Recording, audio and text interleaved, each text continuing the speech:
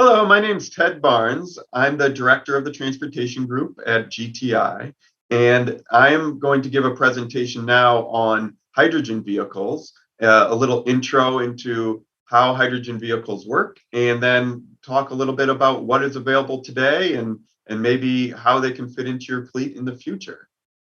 So now for an overview of hydrogen fuel cell and hydrogen fuel cell vehicles, I will begin by starting with a quick summary of where hydrogen comes from and how it's produced, and then also how fuel cells work, and then look at some of just kind of comparing a fuel cell vehicle to an electric vehicle to give a frame of reference there.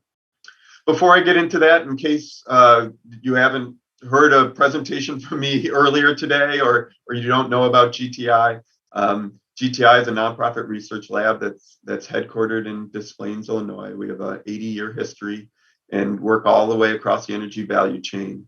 We work on very many different types of technologies, but what we'll be focusing on today is hydrogen vehicles and our work in this space.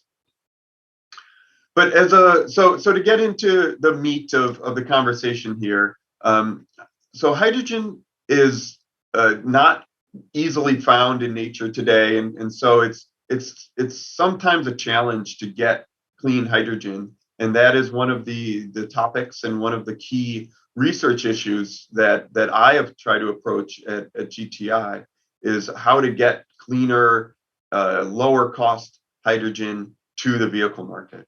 And so today, hydrogen is produced in bulk, but typically for the refining of gasoline. And so that when it's made in bulk, it's typically made from the reformation of natural gas. It can also be reformed from renewable natural gas. It's essentially stripping the carbon off of natural gas and having just the hydrogen. Clearly, moving forward using renewable natural gas is the only path for reformation that makes sense, particularly in the transportation market, if we're going to lower the environmental footprint.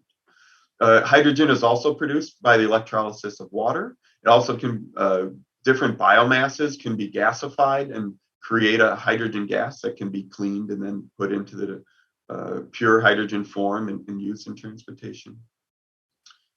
And then in transportation, hydrogen is typically used in a fuel cell. Hydrogen can be burned in an internal combustion engine, just like in cars or just like in a natural gas engine. But because the efficiency isn't quite as high, typically fuel cells are used. And that fuel cell just produces electricity, which essentially a hydrogen fuel cell vehicle ends up operating very similarly to an electric vehicle. Also, fueling stations for hydrogen, they're very similar to CNG. The fuel storage is similar to CNG. These stations can fill a vehicle in 3 to 5 minutes for a light duty vehicle.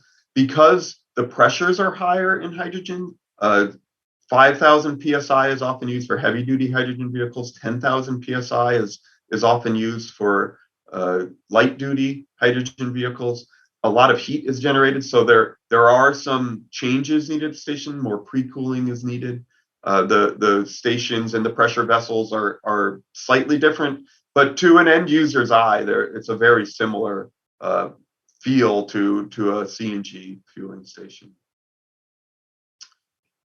For a very brief overview of a fuel cell, a fuel cell operates very similar to a battery.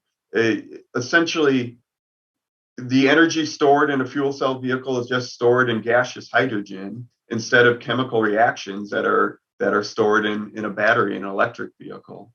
And then that hydrogen is put into a fuel cell, and that hydrogen molecule is broken apart, creating protons and electrons. And those protons move through the fuel cell, the electrons move through the fuel cell to produce an electric current, just like electrons leaving a battery and going into an electric circuit in an electric vehicle.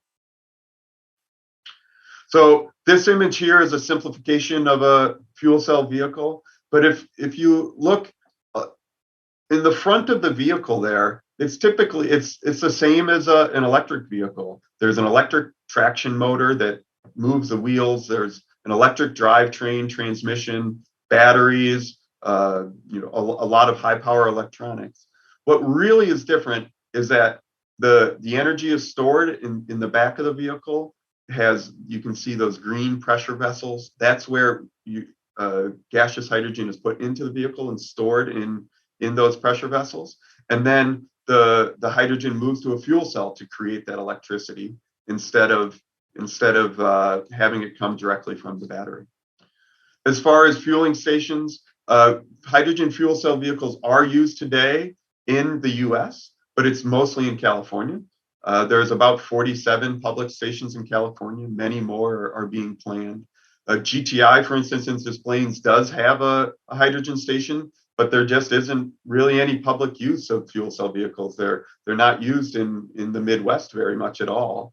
And so, our station is available, but it's not in tip-top shape. So please give us a call before you bring a hydrogen fuel cell vehicle to us. But just as a general concept, they do exist. They look similar to a gasoline fueling station or a natural gas fueling station. And there's larger growth in other areas of the world. But in the US, the focus really is in California, with things moving to the Northeast, a little bit in Texas. And then as far as vehicle availability goes, there's been about 11,000 fuel cell vehicles sold since 2014 in the US. So, a decent number, clearly nothing like EVs, nothing like natural gas vehicles, but they are coming. Many major vehicle OEMs have product that you can get a Hyundai or Toyota or a Honda light duty vehicle. There's also medium and heavy duty vehicles being manufactured at much lower volume, but there's a lot of big companies that are interested in it. And I don't mean to make this list of all the companies, but a lot of names that you hear: Cummins, GM, Hyundai, and then some newer ones like Hyzon and Nikola. There are a lot of companies engaging in hydrogen today and starting to build those medium and heavy duty vehicles and get them on the road. More in demos and pilots right now, but the interest and the scale is definitely growing. And now I have just a few slides to give you an idea of some things that GTI has done on the research side and how we're trying to help move things forward. We have, and I'll go through these relatively quickly, but just so kind of show what's happening. Currently, we're working on a program for 3 trucks that are operating in the Port of LA and Long Beach. These are on-road trucks that can take the containers that are at the ports, from the port and then out into local distribution areas. There's 3 trucks in operation today. We're building 2 more in this program. We're also working on a program that's designing 2 trucks that are specific to the port. These are called yard dogs or yard trucks. They move heavier weights often because they're moving large containers but shorter distances, and they operate just in the ports. Once again, this is operating in the Port of LA, Long Beach. As I mentioned before, a lot of these activities do occur in California. And then finally, just to show the scale of some of the things that are moving forward, we're also working on a project for a hydrogen locomotive. This will operate in the Port of West Sacramento. This is a switcher locomotive, so the type of locomotive that just moves containers from one end of the yard to the other so that they can go out into the larger distribution network over rail. And once again, this is a very early stage research project, but it just goes to show the scale and what can be done with hydrogen even today. And really, what I'd like to just express about hydrogen, showing you where you kind of some of the basics and how it works, as well all the way through some of the current R&D that is happening, and even up to locomotive style projects, is that hydrogen is a really interesting technology. It's zero emission technology, and it's something that is moving towards the future. Here in the Midwest, there's not a lot of current opportunities. There's not a lot of fueling stations or available vehicles, but it's just something to keep on your radar, to know is out there, and just really looking to the future, it's another zero emission technology that has a lot of potential.